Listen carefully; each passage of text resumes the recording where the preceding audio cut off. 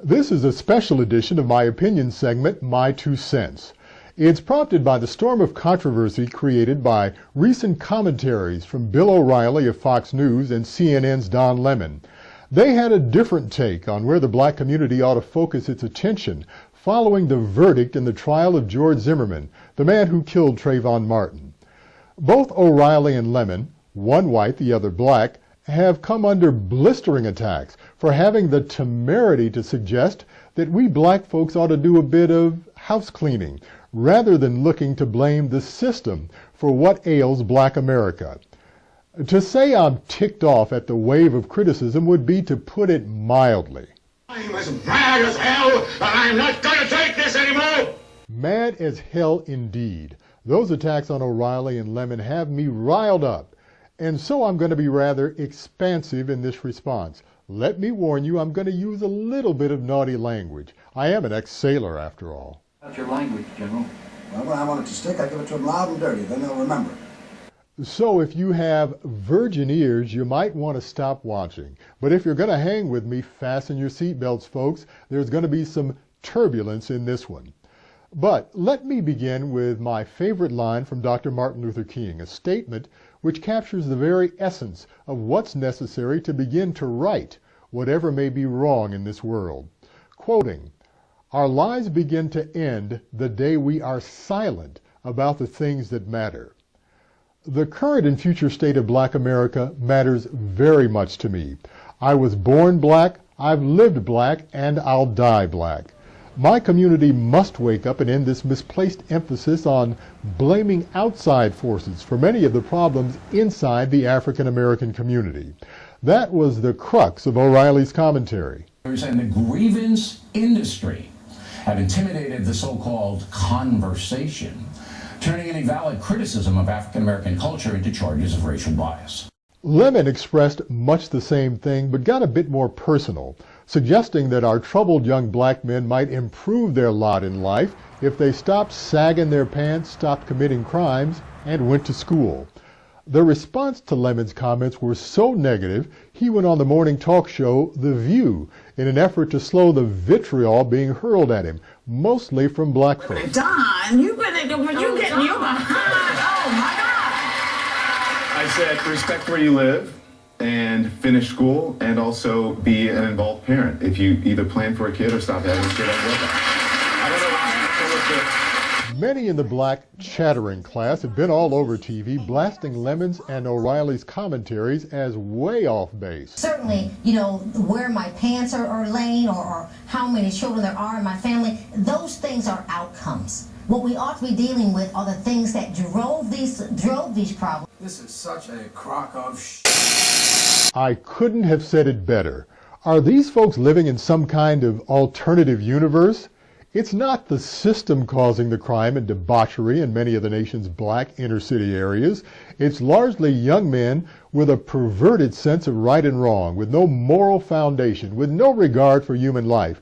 The phony tough, the crazy brave, with hearts and souls as black as lumps of coal. Concerned about conservative commentators and others who want to talk about cultural depravity as one of the sort of ruling reasons for the decline of a city like Detroit. I don't want to talk about anything until we talk about what Goldie just said: deindustrialization, middle class flight, the ways in which we outsource we literally outsourced the economy that supported cities like Detroit. I'm glad he brought up Detroit, a city very near and dear to my heart. The D is a city awash in crime and human misery, caused not by a lack of jobs so much, but a lack of compassion and respect for other folks. It wasn't the system that caused the death of this precious child, 9-month-old Delrick Miller. It was bullets from an AK-47 fired during a drive-by shooting that killed this baby as he slept in his crib. It wasn't economic undercurrents that caused a young man to beat an 86-year-old World War II veteran, Aaron Brantley, an incident caught on a surveillance camera. This despicable crook knocked Brantley down, then took off with his car as the elderly gentleman was just trying to get gas at a station near the University of Detroit campus. One of them came and hit me, and then the other ones came out and just punched me. Yet another carjacked victim, the acclaimed gospel singer and pastor Marvin Winans, beat down in broad daylight on the east side of Detroit by two young black thugs who then took off in his luxury SUV. These are the pants. They just ripped them off. I was, indecently exposed. It was quite savage. And there is more, much more. Now, I'm just getting warmed up. It's not just the young or the old being preyed on by evil young men with guns and criminal intentions. Pro athletes, strong and fit, being robbed, carjacked, or murdered, not by neighborhood watchmen like George Zimmerman, but by dudes with names like DeMarquise, Jamal, and Pookie. He really is a phenom as an athlete. He could play. Sean Taylor, a star football player with the Washington Redskins, robbed and shot in his home in Miami. He died hours later in a hospital. The ex-boxing champ, Vernon Forrest, shot and killed during a botched robbery in Atlanta. 7-foot-tall NBA player Eddie Curry, bound with duct tape and robbed of cash and jewelry by two gunmen in his suburban Chicago home. Former basketball star Antoine Walker, robbed twice at gunpoint in Chicago, crimes 7 years apart. All in all, the thieves made off with more than $200,000 worth of Walker's jewelry. Look, I can do this all day. Indeed, the rap sheet goes on. Star Major League Baseball player CeCe Sabathia hit up for an estimated $50,000 in cash and jewels at a hotel in Cleveland. Philadelphia Eagles defensive end Jerome McDougal shot in the stomach and robbed of $20,000 as he sat in his Mercedes. All of those crimes, all of them were or are alleged to have been committed by young black men. You can blame it on the people who are left behind, but that seems absurd if we don't want to talk about the economic policies that changed the ways in which American cities operate. But we should not mistake correlation for causation. I swear, some so-called leaders in the black community are like Holocaust deniers, refusing to acknowledge the carnage all around them. But the truth! You can't handle the truth! From his bully pulpit on the cable news channel MSNBC, Reverend Al Sharpton has been fending off criticism that he and other heavy hitters in the black community have turned a blind eye to black-on-black crime. In fact, many of us have spoken about problems in our community. Sorry if that's news to some. Well, now, I did some checking, and that's an incredibly disingenuous claim by Reverend Al. During the first 6 months of 2012, recall Trayvon Martin was killed in late February. There were 67 segments about the Martin shooting. That's according to the show log of Sharpton's Politics Nation program.